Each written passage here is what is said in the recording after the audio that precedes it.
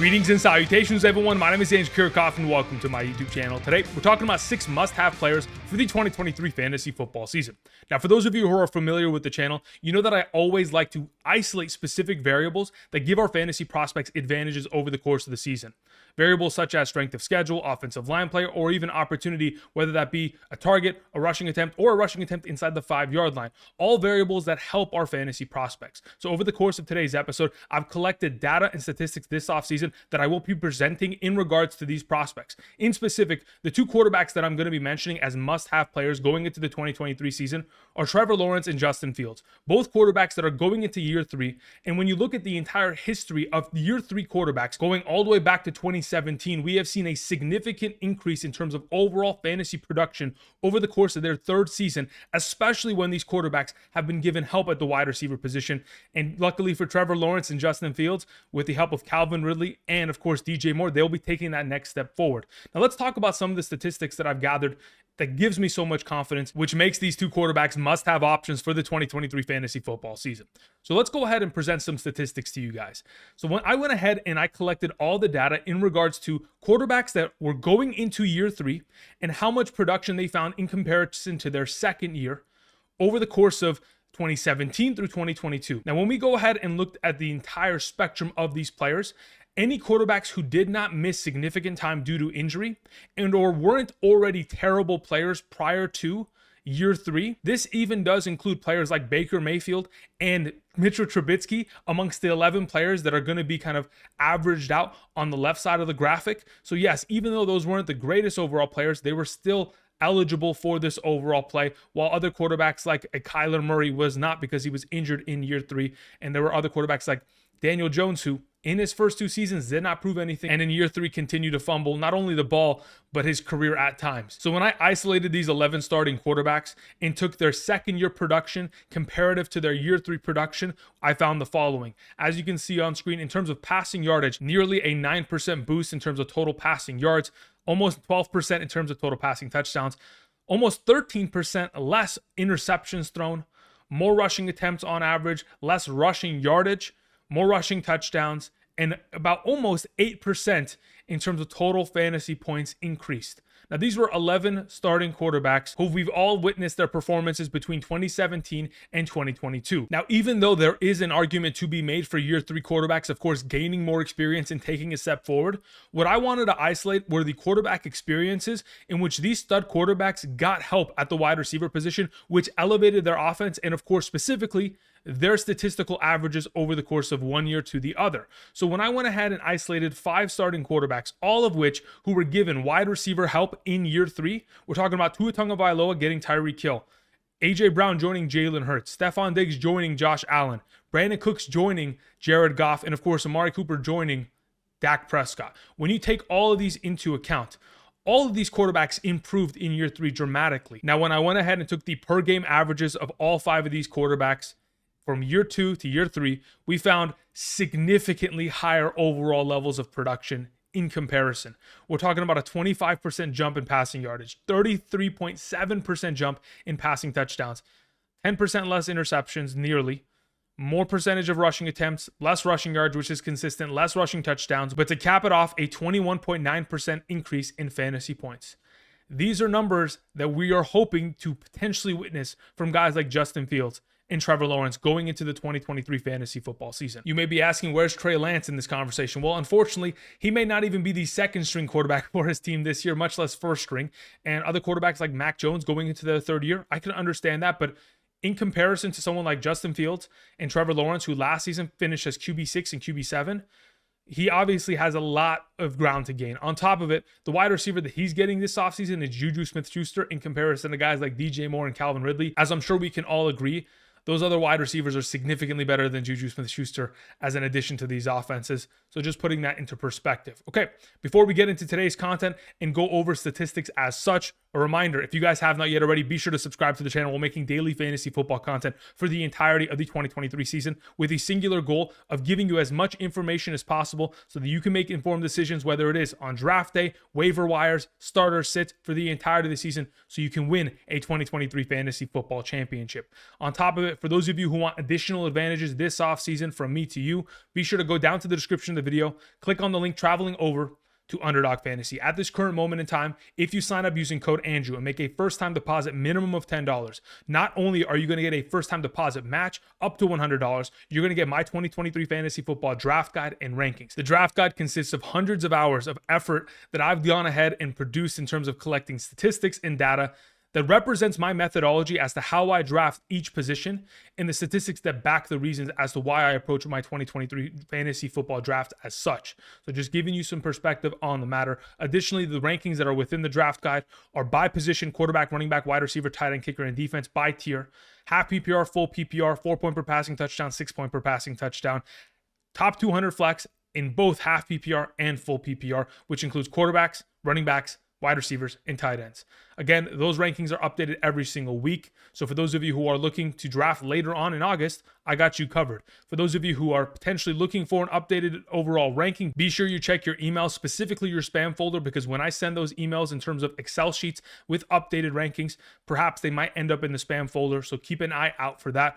It comes straight from me, and the subject line is typically Andrew Kiorkof updated fantasy football draft guide. So keep an eye open for that. Additionally, besides the rankings, the draft guide, all that kind of stuff, the match deposit this offseason, you're additionally going to get my rankings every single week from weeks 1 through 18 for the entirety of the 2023 fantasy football season. Because by supporting me, by using code Andrew, I want to support you for the entirety of the 2023 season by giving you guys rankings by position, by tier, half PPR, full PPR, so you can end up winning a fantasy football championship. For those of you who are wondering if you're eligible to take advantage of this opportunity, helping me help you, be sure to check out the map on the right side of the screen as it determines eligibility, so you can start gathering experience today with the multitude of best ball leagues that Underdog Fantasy has to offer. Draft responsibly. Thank you very much. Okay, so like I was mentioning, we want to talk about these two year 3 quarterbacks, Trevor Lawrence and Justin Fields. Specifically in regards to Trevor Lawrence, like we mentioned earlier, we're going to see a huge statistical boost because not only is he going into year 3, not only is this the second year with Doug Peterson, so he has even more experience under his belt,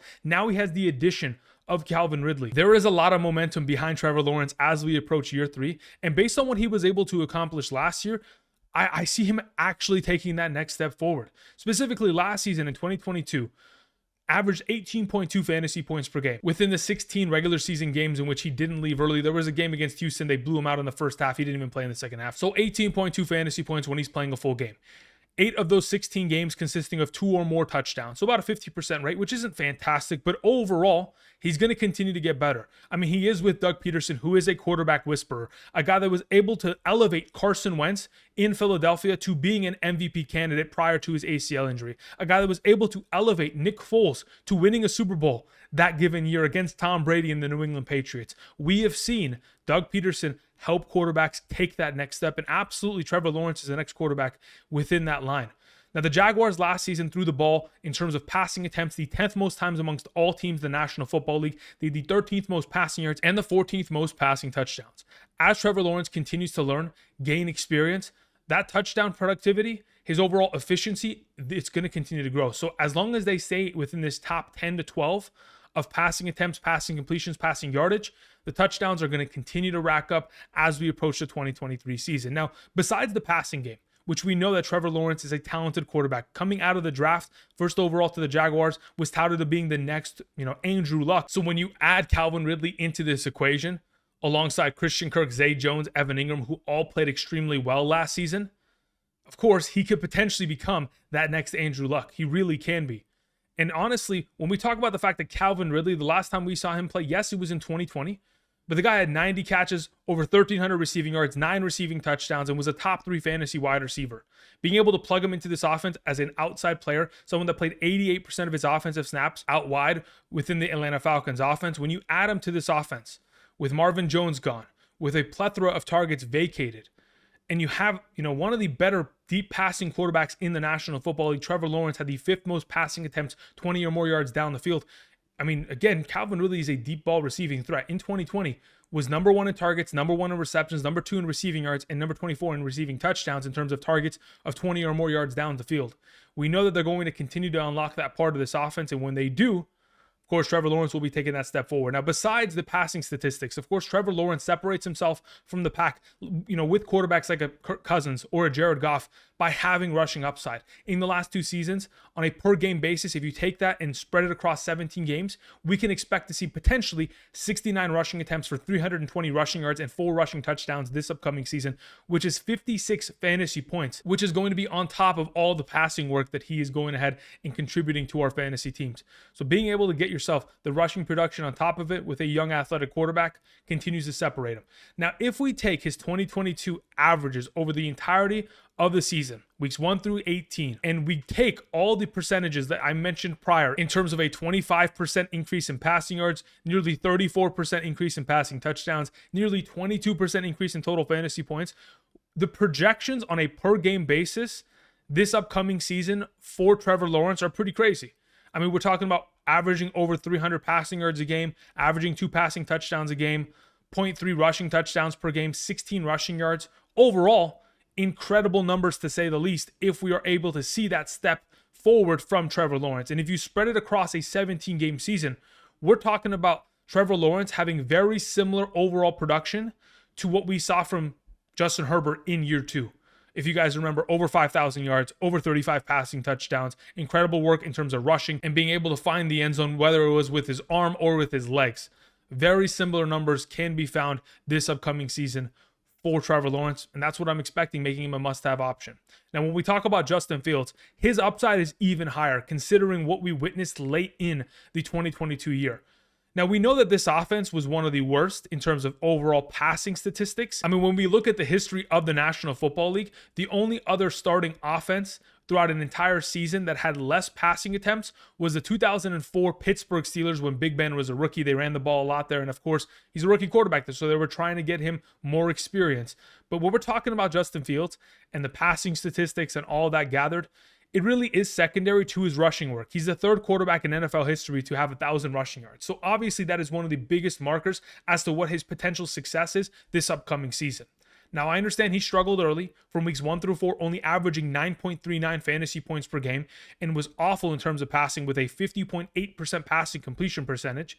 But you go to weeks 5 through 17, and it's a completely different quarterback. They changed the offense. They allowed him to run, whether it was via scrambles or design runs, and they let him throw and get comfortable in the pocket, increasing his passing completion percentage to 63% throughout that span of time, and averaging 23.49 fantasy points per game in the final 11 games of 2022. And throughout that span of time was the number 3 quarterback in fantasy football in terms of fantasy points per game averaged. Overall, we're talking about a very high ceiling player. If we take weeks 5 through 17 of last season and expand those averages upon a 17-game season, we're talking about the potential of Justin Fields being a 400-plus point fantasy quarterback. That is what we're kind of talking about. And that's why it's so important to designate these quarterbacks as must-have options, because we know their ceiling of production is extremely high. I mean, yes, he was able to accumulate 1,000 rushing yards last season. How was he able to do so? When I talked about the design runs really being incorporated, from weeks 5 through 17, he was able to accumulate 408 rushing yards from design runs, while 588 of the other rushing yards were on scrambles. Significantly higher increase in comparison to weeks 1 through 4, where he only had 14 yards on designed rushing attempts. That is the difference maker. You get a mobile quarterback out there behind blockers where it's designed for him to hit the edge and make defenders miss. That is the difference maker. That is the next level of Justin Fields, which we're going to consistently see this upcoming season. Now, like I mentioned at the beginning of today's episode in regards to year 3 quarterbacks getting the wide receiver help, DJ Moore joining this offense certainly is going to make a difference. DJ Moore has been a top 24 fantasy wide receiver his entire career. And regardless of who's been at quarterback, I mean, he's played with 8 different starting quarterbacks within the Carolina Panthers organization. And if I was to name them all, it would take forever. But now that you join Justin Fields and DJ Moore is absolutely without a doubt going to be his number 1 option, it's going to continue to elevate him as not only a passing threat, but as a fantasy threat overall. Now, when we go ahead and take Justin Fields' 2022 fantasy football statistics, weeks 1 through 17 averages, I didn't want to isolate weeks 5 through 17 because it gave him far too much of an advantage, and he could potentially see record-breaking statistics in 2023 if we utilize them. So when we take the per-game averages of weeks 1 through 17 of the 2022 season and increase them by the percentages that we went ahead and presented already on screen early on in today's episode, we're going to potentially see him averaging 187, 190 passing yards, 1.5 passing touchdowns per game, about 11.5 rushing attempts per game, nearly 69 rushing yards per game, a half a rushing touchdown per game, and 24.05 fantasy points per game. Those are pretty incredible statistics, to say the very least. Over the course of a full season, we're talking about a quarterback who could surpass over 400 fantasy points and be just another quarterback in the history books to join that club. Besides Patrick Mahomes and Lamar Jackson, you now get Justin Fields into the mix. These are the numbers that I'm talking about. This is what makes Justin Fields a must-have option for the 2023 season. All right, let's move on and let's talk about another position. Let's talk about tight ends in specific. But a couple of the variables that I wanted to isolate in regards to tight ends and what makes them such valuable prospects. Obviously, we know that touchdowns make or break the tight end position. But when we're talking about tight ends who are going to get a high volume of targets overall and opportunity, you don't really need as much touchdown upside because it's eventually going to be mixed in and blended into his baseline of production. Because if you're going to be utilizing that tight end all across the field, the red zone is just going to be another opportunity for him to score. So when we talk about tight ends specifically, who were number one target getters within their offense over the course of the last 3 seasons, we have seen 8 total tight end performances in which that was the case, where the tight end was the number one target getter on that team within that specific year. Those tight ends averaged over the course of the last 3 seasons 189.5 fantasy points per game in a half PPR scoring format. Now, when we go ahead and expand those numbers upon tight ends who, yes, they were elite target getters within their offense, at least the number 1 or number 2, and at least had 94 targets in the last 2 seasons, those tight ends were averaging 171 fantasy points per season, which of course is fantastic numbers, which transition to the idea that yes, Darren Waller should be an elite target getter within this offense. In fact, he should be the number 1 receiving option for the New York Giants in the 2023 season. When we take into account the top target getters for the New York Giants last season were Saquon Barkley, the number 1. He led the team in terms of total targets with 76. And then we had 2 other wide receivers with 71 and 70 targets. We know that this offense absolutely needs a number 1, and so does Daniel Jones. And that is absolutely going to be Darren Waller come 2023. There's a reason why they traded a 3rd-round selection for him to bring him in and immediately provide Daniel Jones with the best receiving option he has had in his entire career. I remember a couple years back, he got Kenny Golladay, and that completely washed up and was the worst free agent signing that we have seen in perhaps the past decade based on the amount of money that they paid him. But this is a different option. Darren Waller has proven success and is going to continue to maintain that excellence. Since 2020, Darren Waller has averaged 11.69 fantasy points per game in the 34 healthy games that he has played. When we talk about his 2020 year, he was averaging 14.07 fantasy points per game and was number 2 at the position in terms of fantasy point per game average, only behind Travis Kelce. Elite levels of production. Even in 2021, the year in which he missed a lot of time after that Dallas Cowboys game on Thanksgiving Thursday, from weeks 1 through 11 prior to the injury, averaging 10.94 fantasy points per game, and was the number 5 tight end within that season.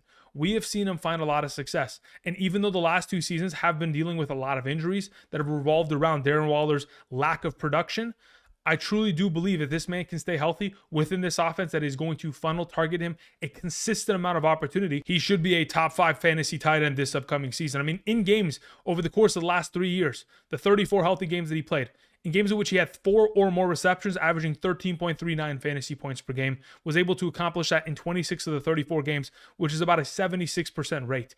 Anytime you can get him the ball, he's going to make plays, whether it's before the catch or even after the catch. He's a big-bodied threat that has incredible speed. So when you get him down the seam up against linebackers that are far too slow or safeties that are far too small, Darren Waller takes advantage of all of those matchups and delivers for fantasy purposes. Now, even though this offense did not highlight the tight end position last season, their offensive coordinator, Mike Kafka, formerly a coach for the Kansas City Chiefs, offensively, they know exactly how to get the tight end position involved. I mean, he coached with the Kansas City Chiefs from 2017 through 2021. He learned a lot from Andy Reid throughout that time, and hopefully they're going to utilize Darren Waller similar to the way that they use Travis Kelce.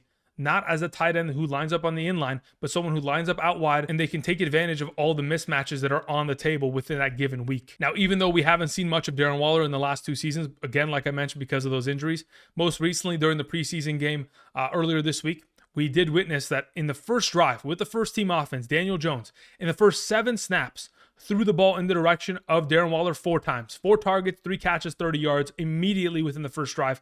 First 7 snaps, 4 of those opportunities going into Darren Waller's direction. I wouldn't be surprised if this is a tight end who is garnering potentially on average like 8 to 9 targets per game. It wouldn't be out of the realm of possibility, especially considering they need a number 1 option within this offense. Now, the thumbnail of today's episode is the other tight end that I wanted to mention. It is TJ Hockenson. I mean, same pretty much goes with TJ Hockenson, even though he's not going to be the number 1 target getter within his offense, because Justin Jefferson's certainly going to be there.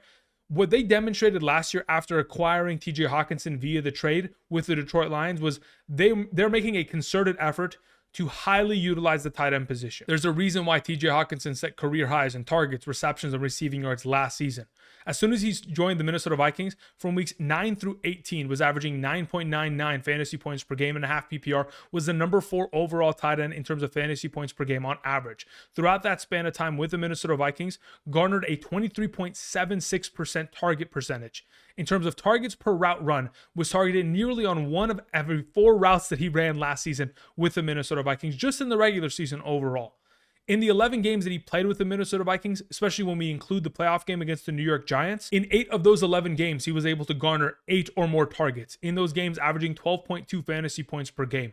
72.72% of the time, he's getting 8 or more targets with Kirk Cousins in the lineup. Those are incredible statistics. And quite frankly, I'm expecting that to continue this upcoming season. And once we do see that continue, the overall pace of play in the 11 games in which he started for the Minnesota Vikings, a full 17-game season looks like 150 targets, 108 receptions, 1,001 receiving yards, 5 receiving touchdowns, and over 180 fantasy points in a half PPR scoring format. This is an offense last season who targeted the tight end position the 3rd most time in the league, that led to the 4th most receptions, 11th most receiving yards, and 11th most receiving touchdowns at the position. With a target vacancy of no more Adam Thielen, no more Dalvin Cook, and Irv Smith, there is going to be a concerted effort to once again not only get the ball down the field into Justin Jefferson, get a couple sprinkles to, the rookie wide receiver Jordan Addison, KJ Osborne, but the number 2 target getter and the number 2 option of this pass-heavy offense in terms of passing rate last season, 3rd amongst all teams in the National Football League. Their number 2 option is absolutely going to be TJ Hockenson. And now that you have no more Dalvin Cook, there may be a conversation in which their red zone approach is not going to be just hand the ball off to Dalvin Cook and let him ram it in. They might spread out the ball even more, and TJ Hockenson, a big body wide receiver, could absolutely take advantage of that down in the red zone as someone that very easily could come away with 7 or 8 receiving touchdowns this year in comparison to what we predicted for his pace of play. If you add that on top of it, we're talking about someone that has the potential of being the number 2 tight end at the end of the season. Now, besides the quarterbacks and tight ends that we've mentioned, we've talked about wide receivers and running backs the last couple of days. So I wanted to go ahead and talk about team defenses because we often neglect defenses in fantasy football. Now, even though there is so much popularity that surrounds best ball drafts, dynasty leagues that don't even include defenses, I know many of us play in redraft leagues in which you have to play a team defense. So let's talk about which defenses you probably must have on your teams this upcoming season to find even more success than your league mates. The Dallas Cowboys defense has the most fantasy points scored in the last 2 seasons. In 2021, they were the number 1 ranked defense with 182 fantasy points, and in 2022 were the number 2 ranked defense with 168 points. That's 350 fantasy points in the last 2 seasons combined, which is 10.29 fantasy points per game, almost as valuable as some of the statistics that we just mentioned regarding these 2 stud tight ends. We mentioned this in the past. There have been just as many defenses and kickers in comparison to tight ends in each of the last 2 seasons who have produced 150 or more fantasy points. So when we can get one of the elite defenses, one that can contribute over 10 fantasy points per game on average over the course of the season. And obviously they're going to have their inconsistencies, a game of 6 points, a game of 26 points when they get 2 pick sixes. This overall production is going to determine matchups within a given week and at times perhaps even win you a fantasy football championship. At this current moment in time, the ESPN ADP of the Dallas Cowboys defense has them as the 4th defense coming off the board despite being the best defense in fantasy football in the last 2 seasons. Not only did they add Mozzie Smith via the NFL draft this offseason, they brought in Stephon Gilmore. Yeah, they lost guys like Anthony Barr and Anthony Brown, but those guys were liabilities on the defense. You bring in a stud cornerback like Stephon Gilmore to replace Anthony Brown, who was a liability, absolutely, in terms of yardage that he gave up last season. You're making upgrades across this defense at an ADP of 111.6, which is, okay, again, the 112th player off the board.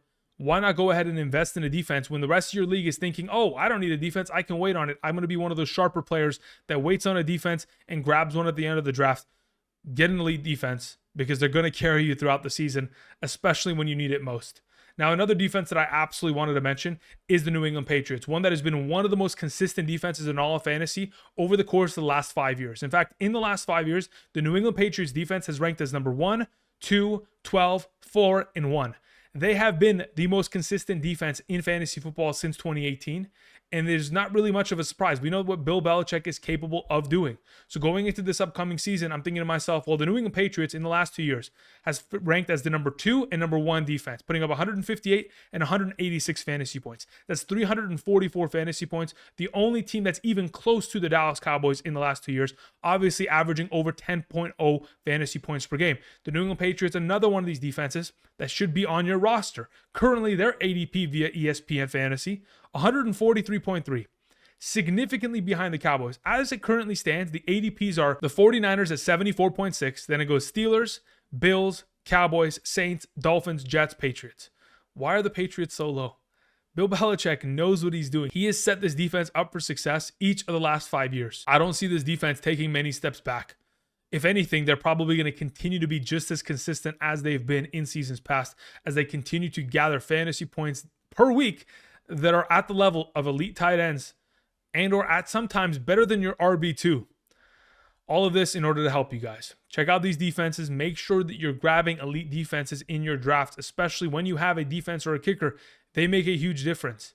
When you're going after defenses like the Cowboys, the Patriots, the 49ers, the Bills, those are the defenses that you absolutely want to have on roster. And though they may cost a little bit extra in terms of ADP, sure, the 49ers are going at ADP 74.6. I'm not going to be the one that wastes a 6th round pick on a defense, but I'll wait for the one that is going in a double-digit round that has been the best defense over the course of the last 5 seasons, which is coached by Bill Belichick of all of them, with the New England Patriots. All right, those are my must-have players for the 2023 fantasy football season. Thank you, everybody, for watching. Again, if you have not yet already and you enjoyed today's content, be sure to subscribe to the channel. Click the like button down below. Let me know down in the comment section what are some must-have options, whether it be quarterbacks, tight ends, kickers, defenses, wide receivers, running backs. Doesn't matter. Let me know what you guys are going after this upcoming season. On top of it, for those of you who want to continue to get an advantage in fantasy football besides the videos that I produce on the channel, be sure to head on over to Underdog Fantasy. There's a link down in the description. When you sign up today using code Andrew, when you make that first-time deposit, you're going to get the deposit match. You're going to get my 2023 fantasy football draft guide,